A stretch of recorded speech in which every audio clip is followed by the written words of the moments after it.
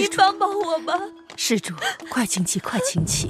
主持，我和夫君省亲途经元州，没想到夫君突然染上恶疾，就这么去了。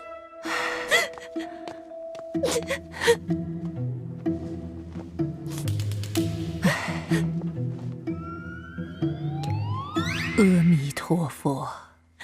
主持，您就帮帮我吧。看你如此年少就经历这等不幸之事，实在令人同情。好吧，毗尼就为你的亡夫做场法事，超度亡灵，让他能魂归故里吧。主持，谢谢你，谢谢主持。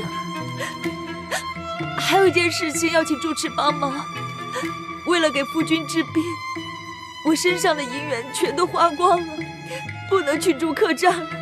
主持，您就收容我几天吧，带我的家人来把夫君的灵柩带走。到时候我一定会给安里多捐功德。这水月庵多年来一直深得知府夫人看顾，3天后她要来此上香许愿，到时安里会谢绝一切香客。若是他看见你们在此，恐怕多有不便呢。主持，我已经给家里发了急报，他们一定会赶过来，一定会在知府大人、知府夫人上香之前把我们接走的。主持，您就帮帮我吧。主持，您就帮帮我吧。主持，我求求你了。快请起，我父慈悲，毗尼就做主收容你3日吧。快请起。谢谢主持。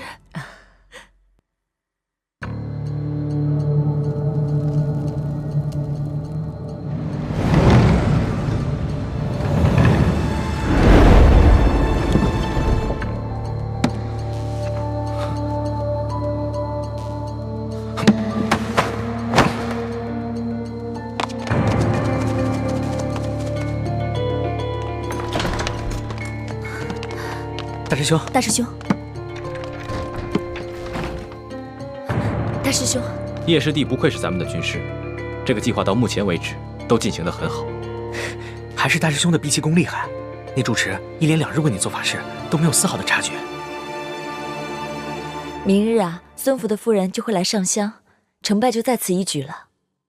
对了，易欢接应的船只没问题吧？应该安排好了吧？他说没问题，应该没问题。小师妹虽然平时贪玩，但还是分得了轻重的。